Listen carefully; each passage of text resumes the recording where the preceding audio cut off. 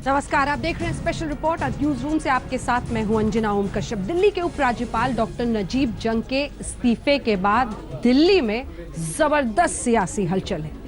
एक तरफ नजीब जंग खुद आज तक से ये कहते नजर आए कि मैंने प्रधानमंत्री को जाकर खुद इस्तीफे की पेशकश की थी। यही नहीं, उन्होंने ये भी कहा कि मैंने 2 बार इस्तीफे की पेशकश पहले की है प्रधानमंत्री से।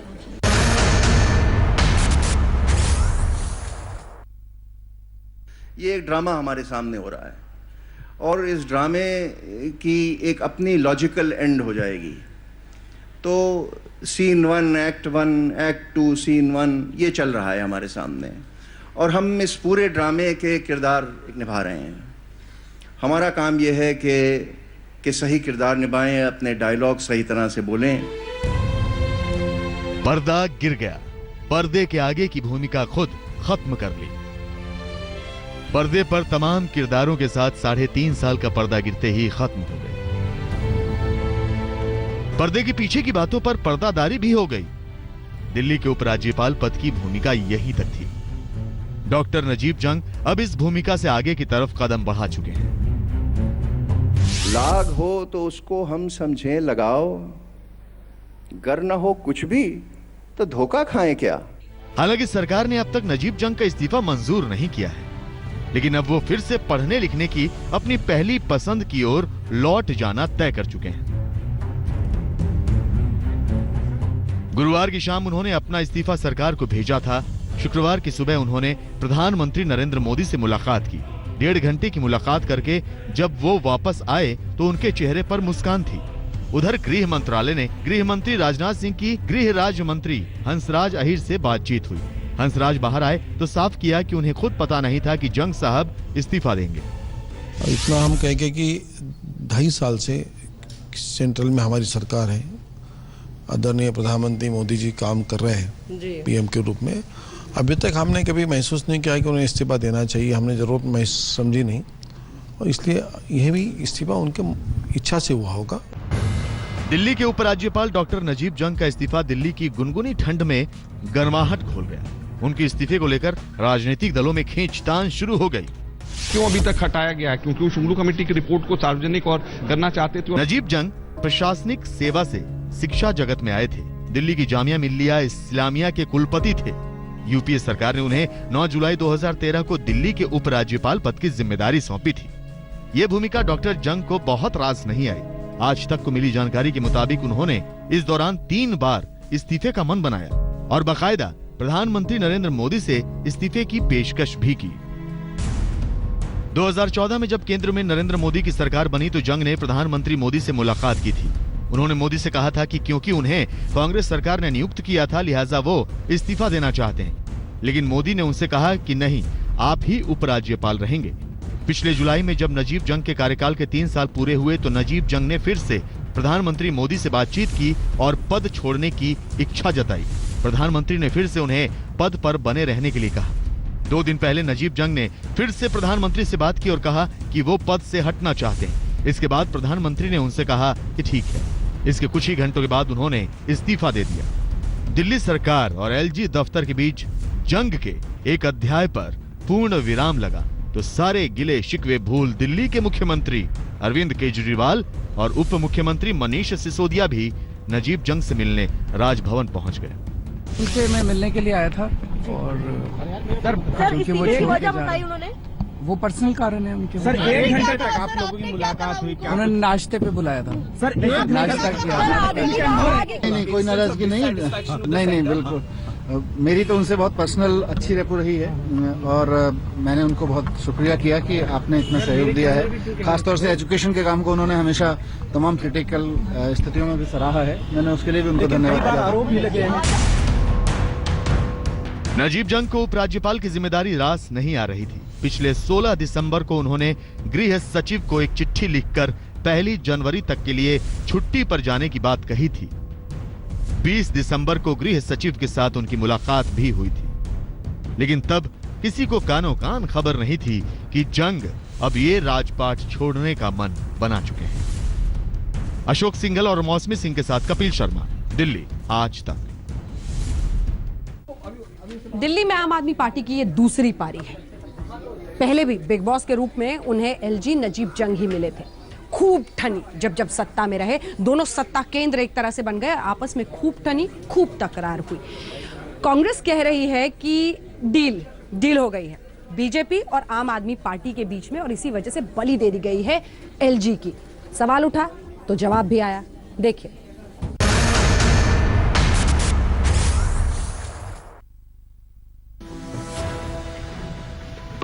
दिल्ली के उपराज्यपाल डॉक्टर नजीब जंग का यूं अचानक ही इस्तीफा दे देना हर किसी को हैरान कर गया। दिल्ली की सियासत के गलियारों में सरगर्मी बढ़ गई, आरोप प्रत्यारोपों का दौर भी चलने लगा। कांग्रेस ने उनके इस्तीफे के साथ ही सवाल उठाने शुरू कर दिए। कांग्रेस बीजेपी और आम आदमी पार्टी पर डील का आरोप लगा रही है। कांग्रेस ने जंग के इस्तीफे के पीछे साजिश का आरोप लगाते हुए सवाल उठाए तो सरकार ने साफ किया कि जंग पर कोई दबाव नहीं था, उन्होंने अपनी मर्जी से इस्तीफा दिया। दबाव का तो बातें नहीं, हम लोगों को पता नहीं है, हम लोगों को तो बाद में पता चला। उसने इस्तीफा देने से पहले गृह मंत्रालय में तो हमारे वहाँ ऑफिशियली कोई ऐसे रिकॉर्ड आए नहीं, कोई पूछताछ, कोई डिस्कशन, कोई अपना इजहार, ऐसे कुछ तो है नहीं, वो खुद बताएंगे। हालांकि बीजेपी के नेताओं ने कांग्रेस नेताओं को उन्हीं के अंदाज में जवाब दिया। मुझे कुछ नहीं पता और मैं नहीं समझता कि कोई राजनीतिक कारण है। हाँ, अगर वो आम आदमी पार्टी के गंदी शब्दों के प्रयोग से बहुत दुखी हो गए हों, इन लोगों के कारण अगर एक अधिकारी परेशान हो गया हो, तो मुझे नहीं पता। दिल्ली में जब से आम आदमी पार्टी की सरकार बनी तब से ही एलजी नजीब जंग और सरकार में ठनी हुई है, लेकिन उनके इस्तीफे के बाद नजीब जंग पर दिल्ली सरकार का प्यार उमड़ा है। सरकार के नुमाइंदे कह रहे हैं कि डॉक्टर जंग ने निजी वजहों से इस्तीफा दिया है और इस्तीफे की वजह उन्होंने वही बताई कि पिछले 1 साल से वो लोग सोच रहे थे इस्तीफा देने के लिए, अपने परिवार के साथ समय बिताने के लिए, पढ़ाई के लिए। तमाम सवालों के जवाब अधूरे छोड़कर नजीब जंग ने दिल्ली के राजभवन से अपना बोरिया बिस्तर समेटने की तैयारी कर ली। अगले उपराज्यपाल की नियुक्ति तक वो पद पर बने रहेंगे, लेकिन सवाल है कि अगला उपराज्यपाल आखिर होगा कौन? हिमांशु मिश्रा और कपिल शर्मा के साथ जितेंद्र बहादुर सिंह, दिल्ली आज तक। अब लेकिन इन सब के बीच सवाल एक ही है जो दिल्ली की फिजाओं में खूब उछल रहा है आजकल, कि आखिर अगला एलजी कौन मिलेगा? तो आखिर कौन हो सकता है अगला एलजी? देखिए।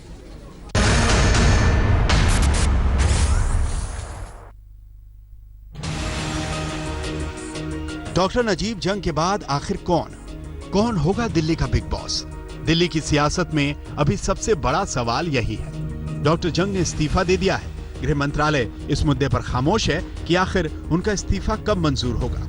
अभी राष्ट्रपति प्रणब मुखर्जी भी विदेश दौरे पर हैं और 10 दिन बाद उनकी वापसी होनी है। तब तक नजीब जंग के ही उपराज्यपाल बने रहने के आसार हैं। लेकिन उसके बाद कौन होगा, इस पर कयासों के तीर चल रहे हैं।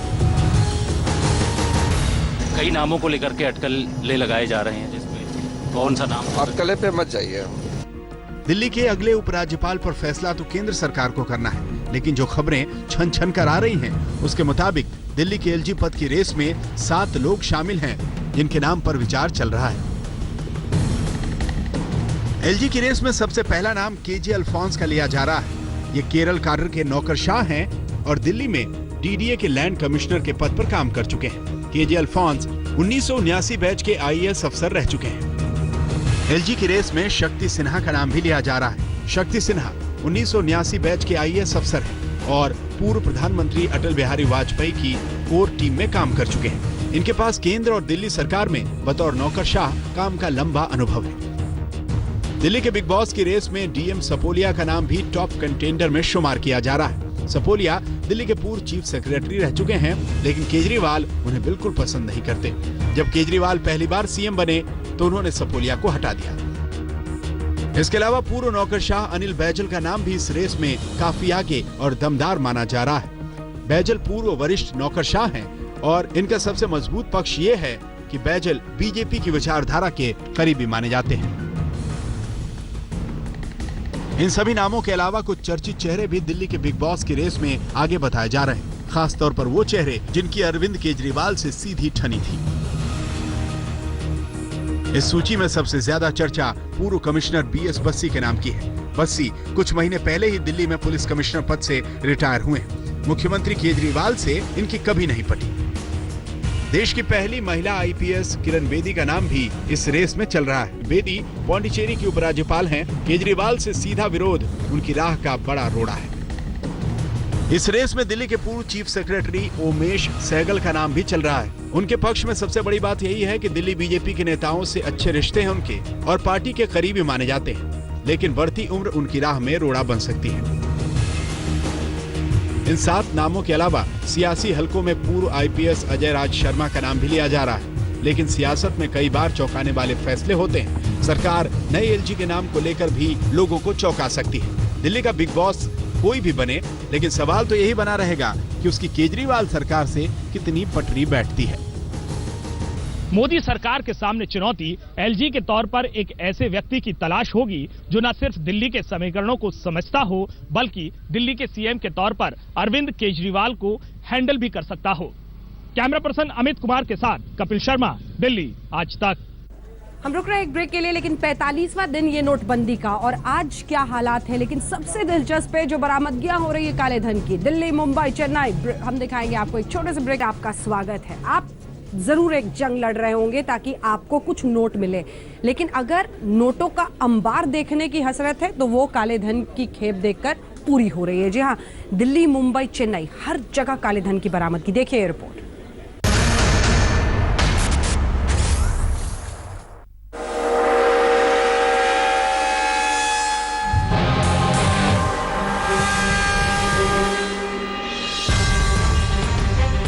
नोटबंदी का 45वां दिन।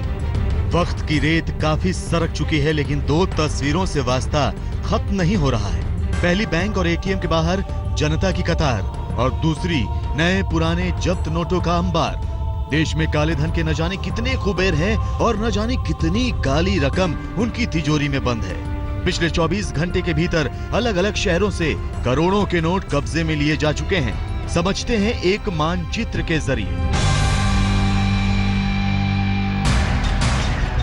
में 1.25 लाख के नोट, उत्तर प्रदेश के मेरठ में 8 लाख की नई करेंसी, दिल्ली में बैंक और गहनों की दुकान में छापेमारी, करोड़ों के गड़बड़ झाड़े का खुलासा, लखनऊ में एक डैम से मिला पुराने नोटों का जत्था, असम के नौगांव में 2 करोड़ 30 लाख की नई करेंसी जब्त, मध्य प्रदेश के छतरपुर में नकली नोट बनाने वाले गैंग का भांडाफोड़, महाराष्ट्र के नासिक में 1.5 करोड़ के नकली नोटों की जब्ती, मुंबई के एयरपोर्ट पर 28 लाख के नए नोट शिकंजे में, चेन्नई में 2000 की शक्ल में 1 करोड़ 34 लाख के नोट जब्त किए गए, बेंगलोर में पुलिस ने करीब 30 लाख के नए नोट को कब्जे में लिया।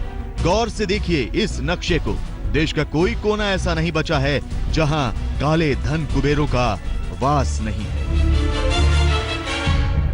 जी हां, नोटबंदी के बाद नोट जब्ती का सिलसिला भी बदस्तूर जारी है। दिल्ली से लेकर मुंबई तक और चेन्नई से नौगांव तक नए पुराने नोटों का जखीरा फल फूल रहा है। नोटबंदी से किसी का फायदा हुआ नहीं हुआ बात की बात है, लेकिन ये तय मानिए कि देश की जनता को एक साथ इतने सारे नोटों के दर्शन का लाभ इससे पहले हासिल नहीं हुआ होगा। 17,000 रुपए के 2,000 रुपए वाले नए नोट हैं, करेंसी नोट हैं नए, और 45,000 के 500 वाले नोट हैं पुराने। सबसे पहले तो हाथ पकड़ा, इसका पेपर एकदम हल्का था, ठीक है, उसे मशीन में डाले, मशीन ने इसको रोक दिया, उसे लैंप में ले गए, लैंप में देखे तो जाली था। आपको ये जानकर और हैरानी होगी कि देश में सिर्फ नए और पुराने नोटों का ही अंबार नहीं लग रहा, बल्कि अब तो नकली नोट बनाने वाले गैंग का भी भांडाफोड़ हो रहा है। मध्य प्रदेश के छतरपुर में पुलिस ने ऐसे गिरोह का पर्दाफाश किया है जो 2000 के नए नोटों की नकली अवतार बनाने में लगा था। धर्मेंद्र सिंह ठाकुर सराय का रहने वाला है। वो लड़का वहां मिला, उससे पूछताछ किया और उसकी तलाशी ली तो उसके जेब से 146 नोट 2-2 रुपए के, कुल 2,92,000 रुपया नकली नोट प्राप्त हुए। लगे हाथ हम आपको ये भी बता दें कि अब तक छापेमारी के जरिए नोटों की कितनी बड़ी अट्टालिका खड़ी हो चुकी है। 21 दिसंबर तक 505 करोड़ के नए नोट पकड़े जा चुके हैं, जिसमें से 93 करोड़ के नोट खालिस नए हैं। इसके अलावा 3,590 करोड़ की अघोषित संपत्ति का भी खुलासा हुआ है। यकीन मानिए, जिस तरीके से नोटबंदी के बाद नोट जब्ती का दौर चल रहा है, अभी देश के और काले धन कुबेरों और उनकी काली कमाई का पिटारा खुलने वाला है। आज तक ब्यूरो।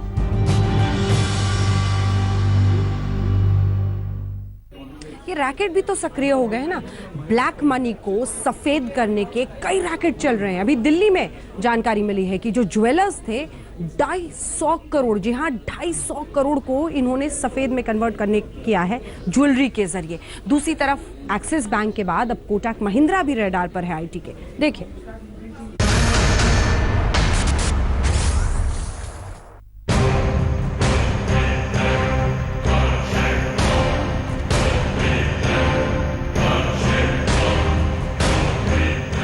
कुछ दिन पहले ही एक रिपोर्ट के मुताबिक दिल्ली देश की राजनीतिक राजधानी ही नहीं बल्कि मुंबई को पछाड़ते हुए आर्थिक राजधानी भी बन गई है। लेकिन नोटबंदी के बाद से दिल्ली के आर्थिक गड़बड़झाले की काली हकीकत का भी हैरान करने वाला खुलासा हो रहा है। ताजा मामला है दिल्ली के चांदनी चौक इलाके का, जहां गहनों की 4 दुकानों में इनकम टैक्स ने छापा मारा है, तो वहीं सुबह कनॉट प्लेस में कोटक महिंद्रा बैंक में भी आयकर विभाग ने रेड डाली। दोनों घटनाओं में करोड़ों की हेराफेरी की जानकारी सामने आई है। इनकम टैक्स की टीम ने दिल्ली के कूचा महाजनी इलाके में छापेमारी की। 4 सर्राफा व्यापारियों के 12 से ज्यादा ऑफिस और ठिकानों पर छापा पड़ा। जांच के मुताबिक आरोपी व्यापारियों ने अब तक करीब 250 करोड़ रुपयों की पुरानी करेंसी बदली है और पुराने नोटों को बदलने के लिए कई बैंक अकाउंट्स का इस्तेमाल किया है। इस वक्त हम दिल्ली के चांदनी चौक इलाके में मौजूद हैं। ये पता चला है कि दरअसल आईटी की रेड हुई है 4 ज्वेलर्स के यहाँ, और ये पता चला है कि नोटबंदी के बाद तकरीबन 250 करोड़ रुपए जो है ये ब्लैक मनी जो है ये इसको वाइट करने का गोरख धंधा चल रहा था। तमाम अकाउंट्स में ये मनी ट्रांसफर हुई है। अब आईटी डिपार्टमेंट वो तमाम अकाउंट्स जो है वो चेक कर रहा है कि दरअसल ये अकाउंट्स किनके नाम पर थे। इससे पहले केजी मार्ग पर मौजूद कोटक महिंद्रा बैंक में इनकम टैक्स की छापेमारी में कई फर्जी अकाउंट मिले। नोटबंदी के बाद 8 फर्जी खातों में 32.25 करोड़ की रकम जमा की गई। इन खातों से पैसा ट्रांसफर कराने के लिए फर्जी नामों से डिमांड ड्राफ्ट जारी किए गए। फिलहाल सभी डिमांड ड्राफ्ट को फ्रीज किया गया और कुल 39 करोड़ रुपए जब्त किए गए। एक्सिस बैंक के बाद अब छापा पड़ा है कोटक महिंद्रा बैंक पर। जी हाँ, इस वक्त हम कोटक महिंद्रा बैंक के बाहर मौजूद हैं। दरअसल 8 अकाउंट्स मिले हैं, 2 लोगों के अकाउंट है। 32 करोड़ रुपए जो है वो डीडी की फॉर्म में जो है इन अकाउंट्स में आ रहे थे। तभी आईटी को खबर मिली, यहाँ छापा मारा गया। ये पता चला कि ब्लैक मनी को व्हाइट करने का ये कवायद थी। इसके बेसिस पर यहाँ पर रेड की। काले धन को सफेद करने के उस्ताद कहे जाने वाले कोलकाता के कारोबारी पारसमल लोढ़ा से ईडी की पूछताछ में सूत्रों के मुताबिक खुलासा हुआ है कि उसका संपर्क दाऊद के गुर्गों से भी रहा है।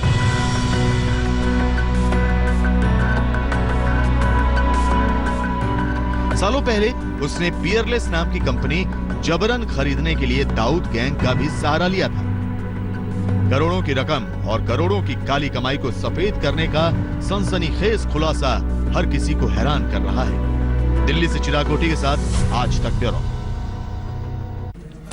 और अब खबर जयपुर की, जहां एक गाड़ी में एटीएस के एक एएसपी की लाश मिली है, लेकिन वहीं पर एक लड़की की भी डेड बॉडी मिली।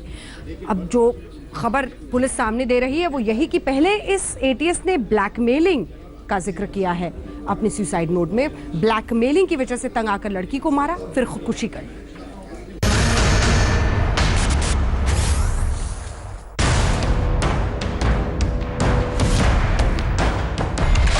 गुरुवार रात करीब 8 बजे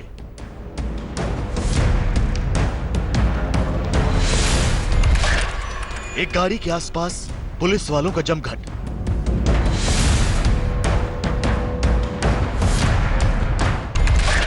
फिर गाड़ी से मिली 2 लाशें।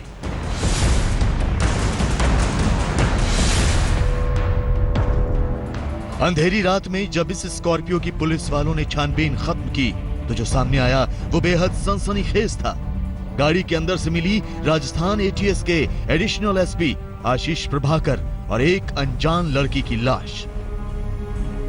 एफएसएल की टीम आई, मौके पर मौजूद तमाम सबूत इकट्ठा किए। पिस्टल, कारतूस, शराब की बोतलें, 3 मोबाइल फोन, और जयपुर पुलिस जुट गई मौत के इस रहस्य को सुलझाने में। फिर जो कहानी सामने आई वो कुछ इस तरह थी। एडिशनल एसपी आशीष प्रभाकर ने खुद पुलिस कंट्रोल रूम में फोन करके कहा था कि बॉम्बे अस्पताल के पास निर्माणाधीन बिल्डिंग के पास एक गाड़ी में एक लड़के और लड़की का शव पड़ा हुआ है उन्होंने ये भी कहा था कि वो ATS के एडिशनल SP बोल रहे हैं। उसके बाद पुलिस वहां गई लेकिन आसपास गाड़ी नहीं मिली। लेकिन रात को जब शिवदासपुरा थाने का चेतक वहां से गुजर रहा था तो देखा कि एक स्कॉर्पियो गाड़ी में एक युवक और एक युवती का शव पड़ा हुआ है।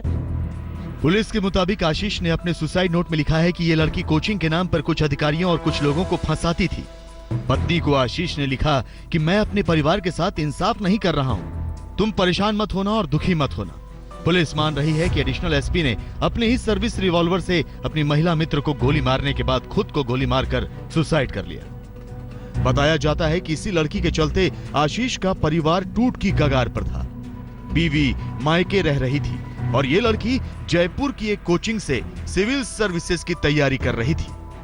अब तक की जांच में ये जानकारी भी सामने आ रही है कि ASP के साथ जिस लड़की की लाश मिली है उसके दूसरे अफसरों से भी गहरे संबंध थे। लड़की जयपुर में रहकर पढ़ाई करती थी और उसकी बहन जो है वो पुलिस में है, राजस्थान पुलिस में। ये उनकी बहन खड़ी हैं जो राजस्थान पुलिस में है और इनके साथ वो पूनम रहती थी। पूनम यहाँ पर कोचिंग में पढ़ाई करती थी, उसी कोचिंग में जिसे आशीष प्रभाकर चलाते थे। बताया जाता है कि अलवर रहने के दौरान दोनों की जान पहचान हुई थी। उसके बाद ये यहाँ अपनी बहन के पास आ गई और लगातार वो पिछले कई महीनों से संपर्क में थे। इसकी वजह से उनके परिवार में कलह भी हो रहा था और जो पत्नी है वो इनका घर छोड़कर अपने पीहर चले गई थी। तो ये एक वजह थी एक्स्ट्रा मैरिटल अफेयर की, जिसकी वजह से ये सारा मामला बिगड़ा है। मौके से मिला 1.5 पन्ने का सुसाइड नोट और हालात बहुत हद तक इसी बात की ओर इशारा करते हैं कि आशीष प्रभाकर के इस लड़की के साथ ताल्लुकात कुछ ऐसे जरूर थे जिससे उनकी शादीशुदा जिंदगी बर्बाद हो रही थी। कभी भी ना आशीष का नाम सुना हमने और ये तो साथ में ही रहती थी। कभी इसके सामने कभी भी बात नहीं की, दोनों बहन रूम पे हमेशा साथ में रहती थी। ना कभी बात करी है हमने, ना हमने कभी उसके मुंह से नाम सुना। और ब्लैकमेलिंग उसने है ना उसने पता नहीं क्यों तो मेरी बहन को मारा है खुद ने बचने के लिए। लास्ट में जाके भाई उसके इतना बड़ा अधिकारी है तो इतना तो ये तो आप भी सोच सकते हो कि उसने आरोप लगाया है, क्या सोच के लगाया होगा। कोचिंग के नाम पर लोगों और अधिकारियों को फंसाती थी, कोचिंग के नाम पर और अपने ऐसे नाम उसने। मैं वही आपको जो एग्जैक्ट वर्ड्स है वही बता रहा हूँ कि साहब अपने सौंदर्य के जाल में कोचिंग के नाम पर अधिकारियों को और लोगों को फंसाने का काम करते। लड़की की रिश्तेदार और पुलिस का बयान दोनों आपने सुने, लेकिन मौत की इस पहेली का एक सिरा आशीष के काम से भी जुड़ता है। जी हां, आशीष राजस्थान में IAS के नेटवर्क की जांच कर रहे थे। गुरुवार शाम भी 5 बजे तक वो दफ्तर में काम ही कर रहे थे। ऐसे में पुलिस इन तमाम पहलुओं पर गौर कर जांच आगे बढ़ा रही है। मौत की इस मिस्ट्री को सुलझाने में जुटी है। जयपुर से शरद कुमार के साथ आज तक ब्यूरो। 225 लोगों के साथ IPL के पूर्व कमिश्नर चिरायू अमीन साहब कहां पकड़े गए हैं और किन हालात में, ये रिपोर्ट देखें।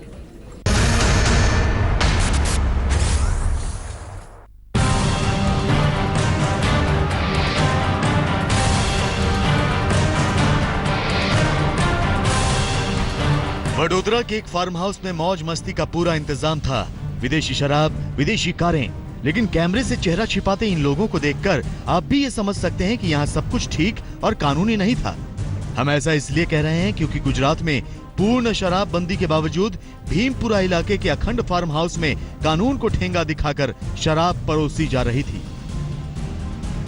इस गैर कानूनी शराब पार्टी में जाने माने उद्योगपति और रसूखदार लोग महफिल सजाए बैठे थे।